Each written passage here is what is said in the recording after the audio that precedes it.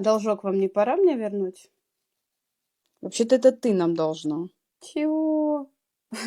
Вообще-то брат сказал, что я возвращать ничего не должна. Я младшая сестренка, и это мне подарок. 500 тысяч подарок? Он вообще-то со мной это не обсуждал.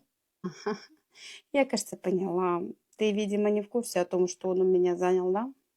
То есть я правильно понимаю, он безвозвратно тебе дарит 500 тысяч, и потом, когда ему нужны деньги, он берет у тебя в долг? Именно. Сказал, вернет через неделю, а прошло уже 2. Я звоню, он говорит, надо ждать еще неделю, а мне вообще-то деньги нужны. Окей, сколько он занял? 50 тысяч. Ну, отлично, тебе осталось вернуть 450 тысяч. Нет, это же подарок мне на машину.